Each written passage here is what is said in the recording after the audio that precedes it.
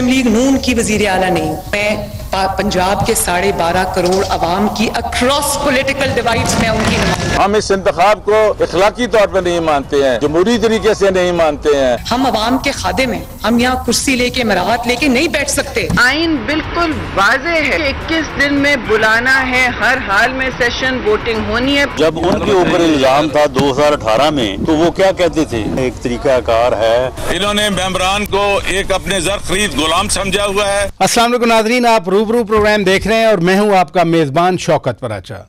पंजाब में एक नई तारीख रकम हो गई। पाकिस्तान में किसी भी सूबे की पहली खातून वज़ीर आला मरियम नवाज शरीफ साहिबा ने आज हल्फ ले लिया।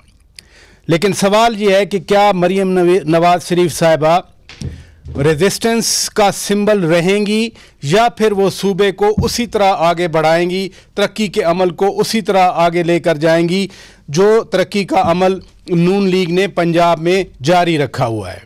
वैसे तो सिंध के वज़ीर आला सैयद मुराद अली शाह साहब भी तीसरी बार सामने आ गए।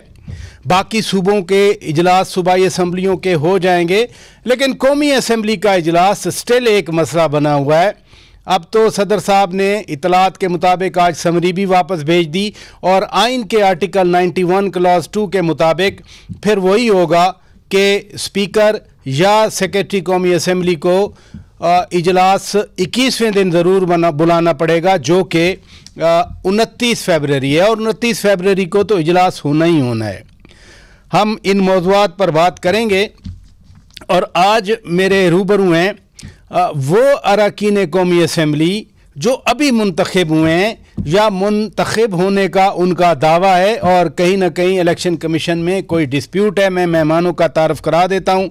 मेरे रूबरू हैं इस्लामाबाद स्टूडियो में जनाब फ़तेहुल्लाह ख़ान मियाँ खेल साहब, पीपल्स पार्टी के वाहिद ये रुकन कौमी असम्बली मुंतखब हुए खैबर पख्तूनख्वा से, और इन्होंने ना सिर्फ मौलाना फजल रहमान साहब का मुकाबला किया बल्कि PTI की सुनामी का भी सूबे में मुकाबला किया। बहुत शुक्रिया फ़तेहुल्लाह ख़ान मियाँ खेल साहब, आप तशरीफ़ ले आए। मेरे दूसरे मेहमान हैं जनाब शहजादा मोहम्मद गुस्तासब ख़ान साहब। इन्होंने नादरीन NA-15 मानसेरा में मियाँ नवाज शरीफ का मुकाबला किया। 47 फॉर्म कंसोलिडेटेड इनके पास है और आज भी इलेक्शन कमीशन ऑफ पाकिस्तान ने कहा कि हम स्टे खारिज करते हैं। वो मियाँ नवाज शरीफ के वकील को एड्रेस कर रहे थे, लेकिन कल पे केस चला गया। बहुत शुक्रिया, आप तशरीफ़ ले आए। और मोहतरमा बेगम तहमीना दौलताना साहिबा नून लीग की मरकज़ी रहनुमा हैं और नाजरीन ये जनरल इलेक्शन की नशिस्त पर जीत कर आई हैं, नॉमिनेटेड नशिस्त पर ये MNA मुंतखब नहीं हुई। बहुत शुक्रिया बेगम साहिबा। मैं आप ही से प्रोग्राम का आगाज़ करता हूँ। ज़रा पंजाब की सूरत हाल पर बात करना चाह रहा हूँ कि मरियम नवाज शरीफ साहिबा आज पंजाब की वज़ीर आला मुंतखब हो गई। PTI ने तो PTI के ख़िलाफ़ उन्होंने स्ट्रगल भी की जब मियाँ साहब के केसेस थे, ये ख़ुद भी जेल में रहीं, लेकिन अब फेज़ और शुरू हो रहा है। वज़ीर आला के तौर पर उनकी परफॉर्मेंस के बारे में आप क्या कहती हैं, क्या सोचती हैं? बिल्कुल जी, जब स्ट्रगल का वक्त था उन्होंने स्ट्रगल किया और माशाल्लाह स्ट्रगल ऐसे किया कि एक शेरनी की तरह वो खड़ी थी और यकीन माने मुझे उस वक़्त बहुत ज़्यादा उनकी वादा नज़र आती थी उनमें, क्योंकि वो भी किसी लिहाज से कम नहीं थी और यकीन माने उनको सिर्फ अपना टारगेट नज़र था, वो ये था कि मैं पाकिस्तान के लिए, अपनी पार्टी के लिए और मियाँ नवाज शरीफ के लिए मैं लड़ूंगी और अपने मुल्क को मैंने बचाना है। यही बेगम कुलसूम नवाज का कॉल था और यही मरियम नवाज का कॉल था। और आज उनकी तकरीर में यही नज़र आया कि आज मैंने पंजाब के अंदर वो सारी चेंजेस लेके आनी हैं जिस तरह मियाँ नवाज शरीफ जब पंजाब के चीफ मिनिस्टर बने तो उनके जहन में भी था कि मैं पंजाब में बहुत से चेंजेस लेके आऊँगा। अच्छा। मैं हेल्थ में लेके आऊँगा, मैं एजुकेशन में लेके आऊँगा, मैं ओवरऑल इंफ्रास्ट्रक्चर में लेके आऊँगा, मैं पुलिसिंग में लेके आऊँगा और सबसे ज़्यादा जो चीज़ मुझे बहुत अच्छी लगी कि मैं ख़वातीन के लिए बहुत बड़ा चेंज लेके आऊँगी। और ये मुझे बहुत इस चीज़ में खुशी हुई क्योंकि मैं 1993 में जब मैं पहली दफ़ा मैंने इलेक्शन जीता और मैं आई, मैं पहली ख़वातीन थी मुस्लिम लीग की जो इलेक्ट होके आई, और वो भी बेगम कुलसूम नवाज की मेहरबानियाँ और मियाँ नवाज शरीफ की मेहरबानियों की वजह से मुझे टिकट मिला था। तो मुझे यूं थी जैसे वो झलकियाँ मिक्स हो रही थी कि ये यानी आप उस वक्त 93 से लेके यानी आप 93 से लेके और आज आपके ज़हन में वही फिल्म चल रही थी, मरियम नवाज साहिबा कैसे बड़ी हुई, कैसे आपके साथ उनकी एसोसिएशन रही? जी हाँ, एसोसिएशंस भी और उनकी वालदा की भी बातें जिस तरह हम लोग बैठ के करते थे और जिस तरह वो भी सोचती थी कि मरियम को maybe Maryam will be an ideal parliamentarian और maybe उनके बच्चों में ये शायद बहुत अच्छी मेरा मतलब लीडर बनेगी। आज बहरहाल वो वज़ीर आला पंजाब बन गई और आज उन्होंने वो ख्वाब देखा अपने सामने। जी हाँ, वो वज़ीर आला पंजाब बन गई, पहली खातून हैं पाकिस्तान में जो किसी सूबे की वज़ीर आला बनी है। शहजादा साहब, आपने मियाँ नवाज शरीफ के ख़िलाफ़ इलेक्शन लड़ा NA-15 मानसहरा में और आपके पास जो पेपर हैं उनके मुताबिक आप जीत चुके। आज मरियम नवाज शरीफ साहिबा का तो नतीजा आ गया, वो वज़ीर आला बन गई, आपका नतीजा कब आ रहा है? इलेक्शन कमीशन क्या कहता है आपसे? देखिए जी, जो इलेक्शन होता है वो तो फील्ड में होता है। जी जी।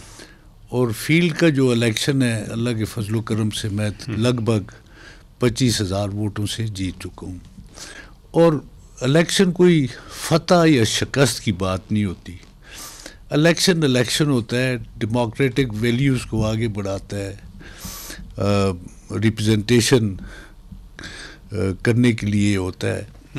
तो यहाँ पे वो बातें कुछ ऐसी बनाई जाती हैं कि जिस तरह किसी की फतह होगी और किसी की शिकस्त होगी। इट इज़ अ प्रोसेस, जो एक जमहूरी प्रोसेस है, उसमें ये नहीं होता कि कोई बहुत बड़ा आदमी खड़ा है तो वो हार गया तो उसकी सुबकी होती है। ये इलेक्शन है, एग्जैक्टली जमहूरी अमल है ये। अपनी अपनी विजन के मुताबिक, अपनी अपनी पार्टी मैनिफेस्टो के मुताबिक मुकाबला करती हैं जमातें, और एक कोई जमात नहीं होती। जैसे अब मैंने इलेक्शन लड़ा है तो फोकस जो है वो चूँकि मियाँ नवाज शरीफ साहब की कदावर शख्सियत है तो उन पे फोकस हो रहा है। वैसे तो मुफ्ती किफ़ायतुल्लाह साहब थे और भी जमात इस्लामी के उम्मीदवार थे, तो सारों ने, दरगुल खान साहब थे पीपल्स पार्टी के बड़े उम्मीदवार हैं वो, तो ये सारी जमातें लड़ी हैं। तो एक जीत जाता है, बाकी हार जाती है। तो it is not a matter of. कल फिर फैसला हो जाएगा, जैसे इलेक्शन कमीशन में हेयरिंग आज भी चलती रही आपके केस उम्मीद की। तो है जी, it is a very clear मतलब इलेक्शन था। कोई फील्ड में कोई गलत काम नहीं हुआ। अच्छा। कोई ऐसे नहीं हुआ, बल्कि हमारे लिए मुश्किलात थी क्योंकि हम ऑपोजिट साइड पे थे। जी जी जी। राइट साइड पे नहीं थे, लेकिन उनके लिए तो सारी मशीनरी काम कर रही थी, दे वर बीइंग हेल्प्ड। लेकिन बहरहाल गुजर गया।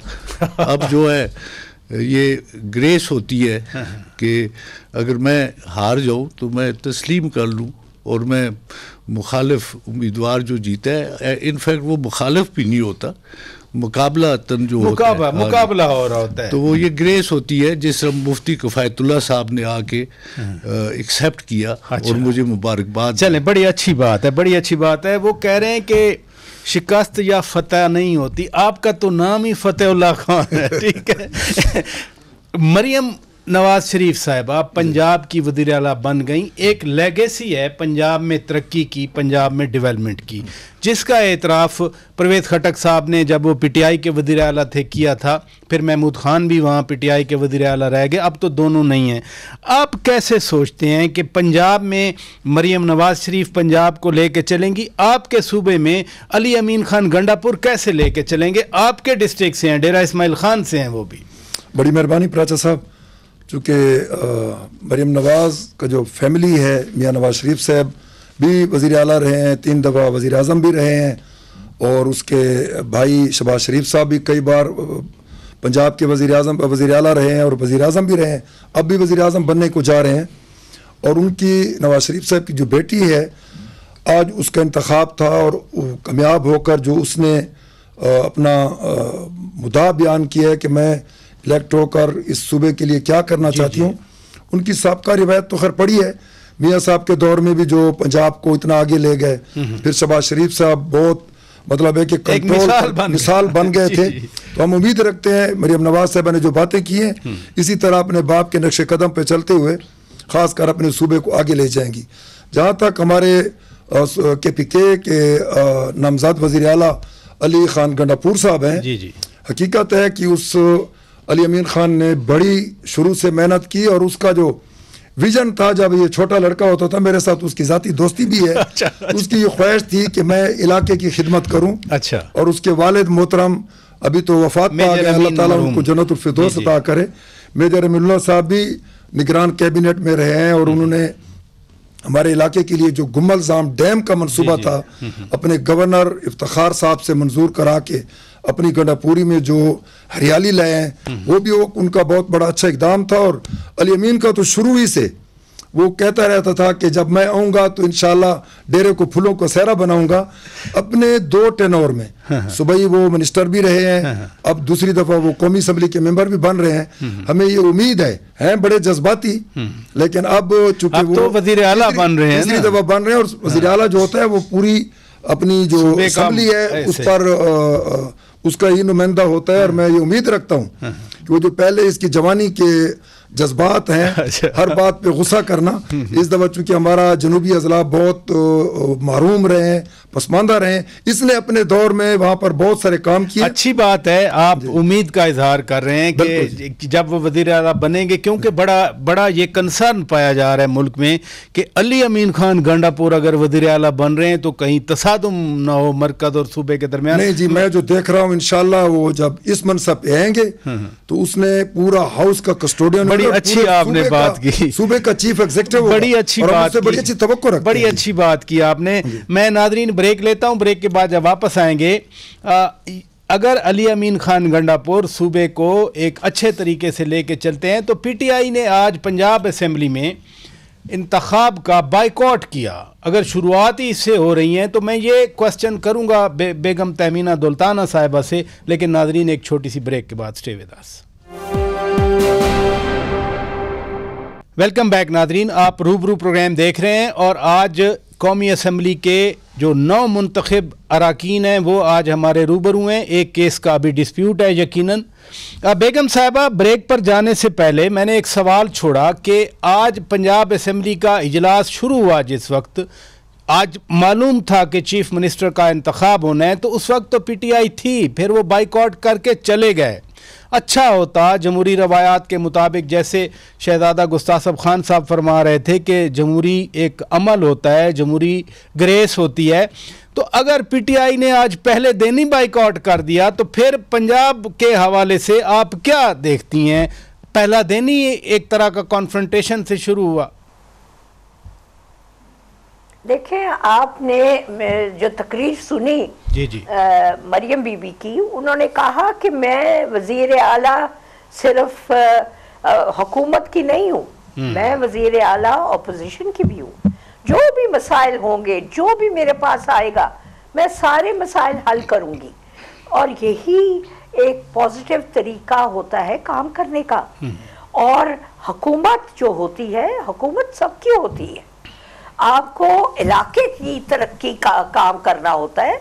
इसमें ये नहीं होता कि जो अपोजिशन में बैठे हैं उस इलाके की सड़क रोक दो। भाई अपोजिशन में तो आपका आधे लोग अपोजिशन में होते हैं और आधे हुकूमत में। अब आधी सड़क रोक दो और आधी बना लो, ये तो नहीं हो सकता। आपने सारा कुछ बनाना होता। मैडम, इधर जो है ना पाकिस्तान में, एक ने अगर बनवाई है दूसरा आके उखड़वा देता है। हमारे अपने इलाकों में ऐसा होता है कि जो उखाड़ो जी उसने बनवाई थी, लेकिन जो स्पिरिट है, आप सही फरमा रहे हैं। मैंने बात सुने, कॉमसेट यूनिवर्सिटी मैंने बनवाई, मैंने ये कभी नहीं कहा कि जिन्होंने मुझे वोट दिए वही सिर्फ अंदर आएंगे। Exactly. सब बच्चे आए, सारे मुल्क से बच्चे आ रहे हैं वहां पर, और गिलगित से भी आ रहे हैं, वो मेरे वोटर नहीं है। यानी विहाड़ी में कॉमसेट यूनिवर्सिटी में गिलगित के बच्चे भी पढ़ते हैं। जी हाँ, गिलगित के बच्चे भी पढ़ते हैं, बहावलपुर के भी पढ़ते हैं, मुल्तान के भी पढ़ते हैं। सदर्न पंजाब में और कोई कॉमसेट नहीं है, हमें सिंध से भी बच्चे आते हैं, सारे बच्चे पढ़ते हैं, मैंने तो कभी रुकावट नहीं डाली।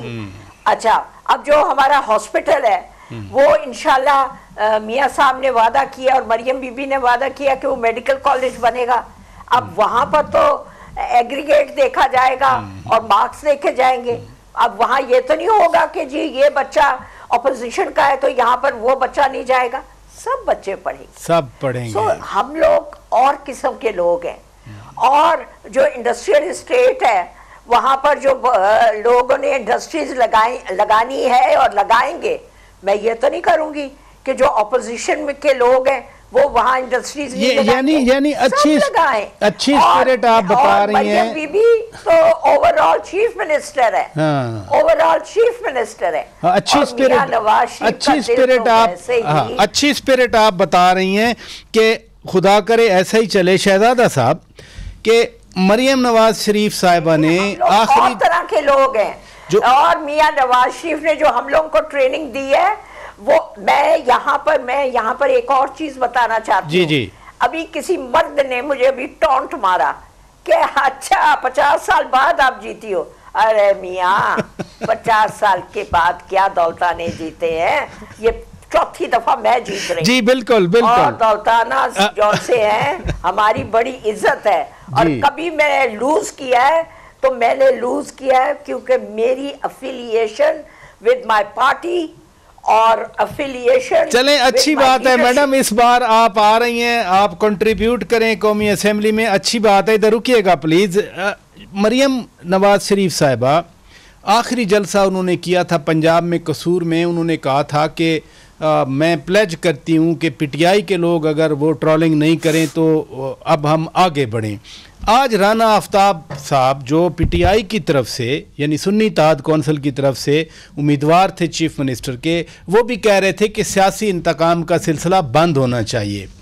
आप क्या समझते हैं? आप खुद एक ग्रेसफुल बात कर रहे हैं, ग्रेसफुलनेस की बात कर रहे हैं, आप सीजन 7-8 बार तो आप एमपीए रहे हैं, मिनिस्टर भी रहे हैं, तो ये वाकई लड़ाई मार कुटाई बंद होनी चाहिए, बंद हो जाएगी? देखिए जी, ये सियासत बड़ी बुर्दबारी का खेल था किसी ज़माने में, और एक दूसरे से इलेक्शंस भी लड़ते थे लेकिन एक दूसरे को बर्दाश्त भी करते थे, एहतराम भी करते थे। ये सब कुछ जो है ये 1985 के बाद ये जनेजो साहब का पीरियड तो बड़ा अच्छा गुजरा। कोई ऐसे, मैं उस वक्त भी सूबाई वजीर भी था, एमपीए भी था, तो वो बड़ा अच्छा और बड़ा सोबरिटी के साथ सब कुछ हुआ। लेकिन उसके बाद जो तसलसल से गवर्नमेंट्स आई और अपोजिशन आई तो वो एक ज़ाती दुश्मनी के तौर पे वो करते रहे और इस तरह बिगाड़ पैदा होता रहा।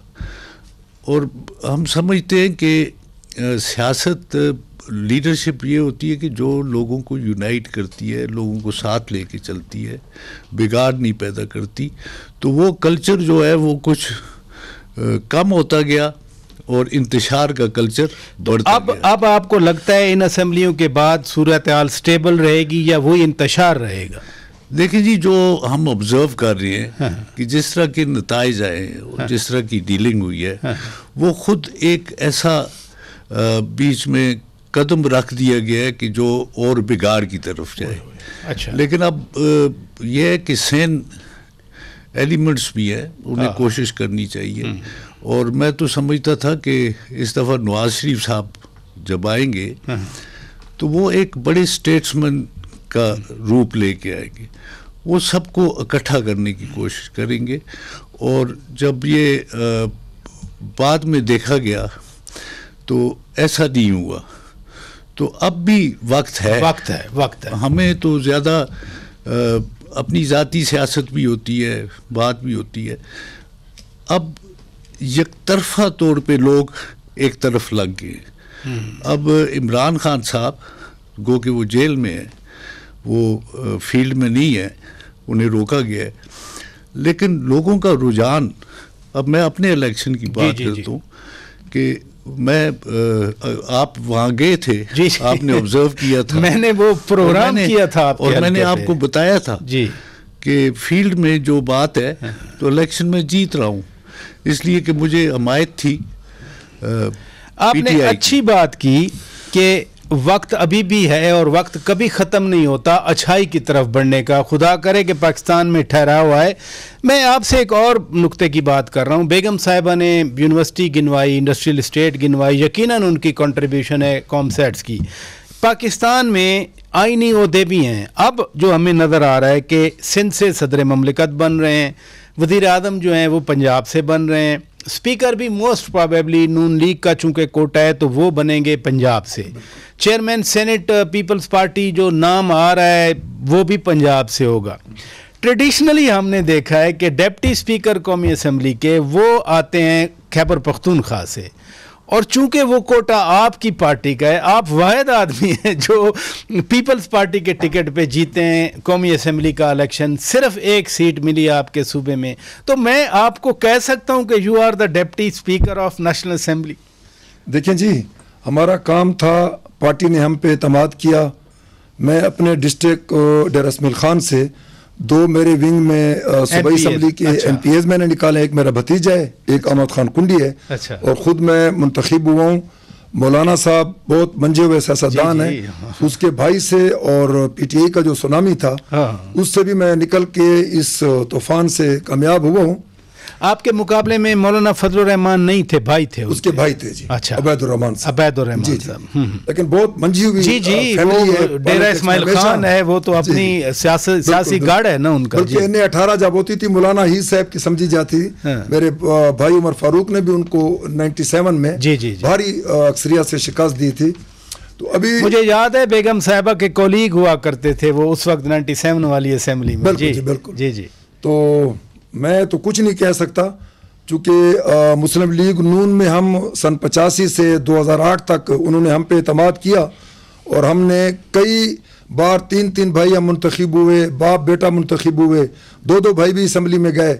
सनाउल्लाह खान हमारा भाई तो रेगुलर जीतता रहा 2008 तक, और उनका चूँकि एतमाद बहाल था। उसके बाद चूँकि सियासी इख्तलाफात आते हैं, अब मैंने जब पीपल पार्टी ज्वाइन की है, और अगर पीपल पार्टी ने मुझे कोई अहम जिम्मेदारी दी या मुझ पे एतमाद किया, चूँकि मेरी सूबे में एक ही सीट है, और वो भी हमारे जो डिस्ट्रिक्ट जिला इस्माइल खान से हमारे गंडापुर साहब वज़ीर आला आ रहे हैं, और वो PTI से ताल्लुक़ रखते हैं, तो मेरे तो सारी पीपल पार्टी के जो लोग हैं बेजार और मददगार हैं। मैं देखता हूँ कि अगर पार्टी मुझ पे एतमाद करती है। आपके सूबे को तो एक तो आईनी ओहदा मिलना है, और चूंकि आप सिर्फ अकेले हैं पीपल्स पार्टी से, और डिप्टी स्पीकरशिप पीपल्स पार्टी को मिल रही है। मैं आपसे शुरू कर दूंगा। नाजरीन, मैं ब्रेक लेता हूँ, ब्रेक के बाद जब वापस आएंगे, कौमी असम्बली के अराकीन मुअज़्ज़ज़ अराकीन हैं 9 मुंतखब। इजलास तो अभी नहीं बुलाया सदर ममलिकत ने, उन्होंने समरी वापस कर दी। क्या ये कुछ एक्साइटेड हैं या इनमें एग्जाइटी है या फिक्रमंद हैं, ये क्या सोचते हैं? ब्रेक के बाद बात करते हैं। Stay with us. Welcome back नाजरीन, आप रूबरू प्रोग्राम देख रहे हैं, और आज हमारे रूबरू हैं वो मुअज़्ज़ज़ अराकीन कौमी असम्बली जो अभी मुंतखब हुए हैं। फतेहुल्लाह खान साहब, सदर ममलिकत ने समरी वापस कर दी। उन्होंने कहा कि जब तक वो रिज़र्व सीट्स का फैसला नहीं होता, हाउस मुकम्मल नहीं है। आप चूँकि मुंतखब हो के आए हैं और पहली बार आप कौमी असम्बली में आए, गो कि पॉलिटिक्स में आप हैं, आप नादिम रहे कई बार वहाँ अपने डिस्ट्रिक्ट में, तो कोई आपको फ़िक्र है, कोई एग्जाइटी है सदर ममलिकत ने क्यों इजलास नहीं बुलाया? देखिए जी, सदर ममलिकत किसी पार्टी का नहीं होता। अच्छा। और वो जब मुंतखब हो जाता है तो वो पूरे मुल्क का कस्टोडियन होता है और सदर होता है। उनको ऐसा नहीं करना चाहिए था, क्योंकि हमारा मुल्क अब इस किस्म के खदशात का मुतहम्मिल नहीं है। हमारे ऊपर बैरूनी जो ताकतें हैं हमारे मुल्क को हमेशा कमज़ोर करने के पीछे लगी हुई हैं, और ख़ास करके उनकी इस इलेक्शन पे बड़ी नज़र थी। और ये हर इलेक्शन में मैंने देखा है धांधली और अब एक दूसरे की जो लेग पुलिंग होती है। अब हमारा मुल्क इसके मुतहम्मिल नहीं था। अब जमहूरियत के लिए सदर साहब को इजलास बुलाना था, आ जाते हैं, और असम्बली के अंदर चूँकि PTI के अरकान भी हैं, पीपल पार्टी के भी जीते हैं, नून के भी हैं, JUI के हैं, इसमें जमहूरी तरीके से जो भी कामयाब होता है तो अपने फोरम पे ठहर के अपने इसका दिफा करें पार्टियों का। लेकिन सदर साहब को एक जमहूरी अमल को रोकने के लिए समरी वापस नहीं करनी थी। जी शहजादा साहब, आप क्या सोचते हैं? कहा गया कि ऐवान मुकम्मल नहीं है। आज पंजाब असम्बली में 371 अरकान हैं, 320 के 25 मौजूद थे, यानी ऐवान तो वो भी मुकम्मल नहीं है। फिर ये सदर साहब का समरी को रोकना, वापस भेजना, इजलास तो होना है, 29 को हो जाएगा अगर आज नहीं हो सका तो। देखिए जी, ये मैं समझता हूँ कि अगर आप इसके बैकग्राउंड में जाएं तो वही डिवाइड है। अच्छा, वही डिवाइड है। क्या बात है, एक दूसरे को मैं आ रहा हूँ आपकी तरफ, एक दूसरे को महरूम रखने की कोशिश है। तो जब एक तरफ से होती है तो फिर दूसरी तरफ से भी होती है। तो बेहतर तो ये है कि ये दोनों इतराफ़ तामुल का मुज़ाहरा करें और जो हक़ाइक़ हैं उन पे चलें। अब सदर साहब ने अगर ये इक़दाम किया तो उसका कोई बैकग्राउंड ज़रूर है, इसलिए कि वो भी एक नज़रिए से ताल्लुक़ रखते हैं, एक पार्टी की तरफ से नॉमिनेट हो के आए, और उन्हें लेकिन सदर तो पूरे मुल्क का, जैसे ये फरमा रहे हैं, प्राइम मिनिस्टर भी पूरे मुल्क को होता है, सदर भी पूरे मुल्क को होता है। ये सारी बातें अपनी जगह ठीक है, लेकिन होता ऐसे नहीं है। अच्छा, यानी प्रैक्टिकली नहीं, प्रैक्टिकली डिवाइड है। तो इसमें जब ये स्पेशल सीट्स जो थी, इनमें एक पार्टी भी ज्वाइन की गई, आज़ाद मेंबर थे और आज़ाद भी उन्हें रखा गया। वो जब इलेक्ट हो गया है तो उन्होंने उस कोटा के लिए जो स्पेशल सीट्स का था उसके लिए उन्होंने एक पार्टी भी ज्वाइन की और फिर भी डिनाई ली रहा।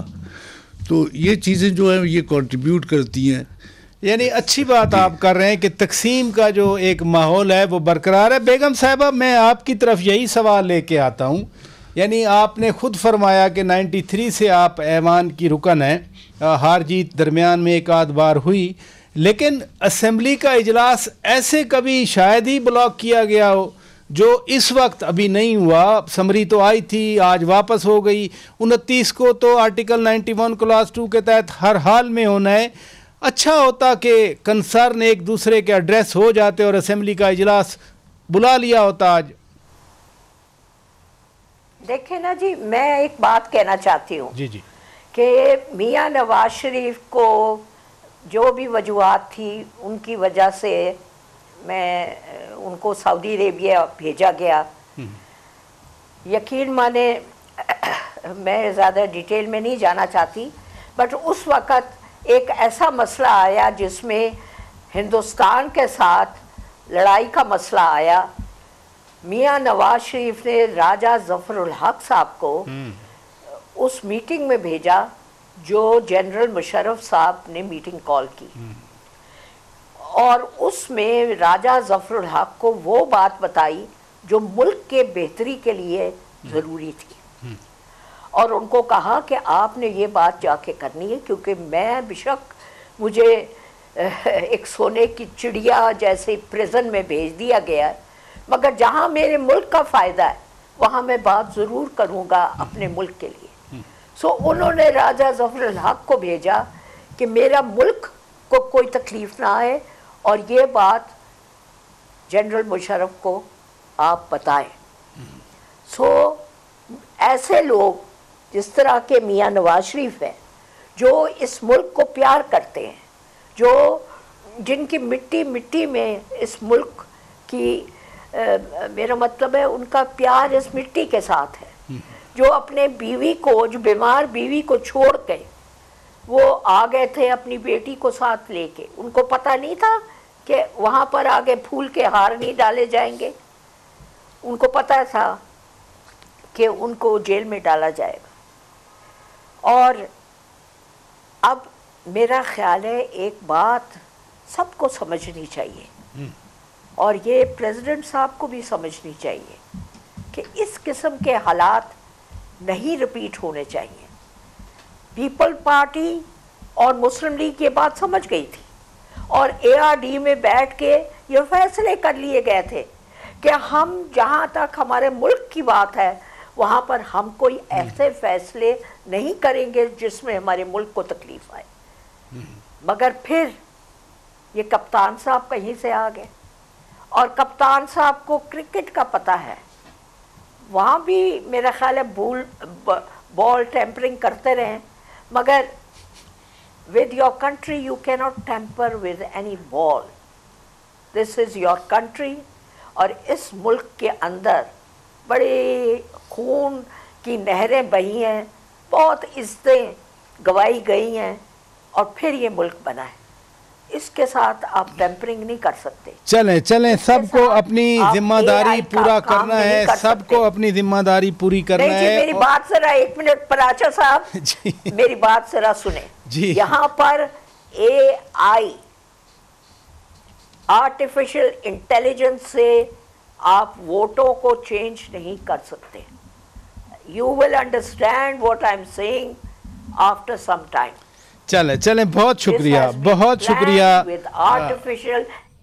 शुक्रिया नादरीन। बेगम तहमीना दुल्ताना साहब, क्वेश्चन था, आपने ब्रेक ले ली थी, वो पूरा मैं बता नहीं सका चूँकि जरदारी साहब और बिलावल साहब बड़े मंझे हुए सियासतदान हैं। फैसला उन्होंने करना है कि मेरे ऊपर मुझे जिम्मेदारी देते हैं या नहीं देते, जो भी उनका फैसला होगा मैं एक्सेप्ट। चलें बहुत शुक्रिया जनाब फतेह खान मियाँ खेल साहब, आप तशरीफ़ ले आए। पीपल्स पार्टी के नौ मुंतखब रुकन कौमी असम्बली शहजादा मोहम्मद गुस्तासफ खान साहब, बहुत शुक्रिया आप तशरीफ़ ले आए। कल देखते हैं इलेक्शन कमीशन आपका क्या फ़ैसला करता है। बेगम तहमीना दुल्ताना साहिबा का भी हम शुक्रिया अदा करते हैं। नादरीन, हमारी तरफ से इतना कुछ। अपने मेज़बान शौकत पराचा को इजाज़त दीजिए। खुदा हाफिज़।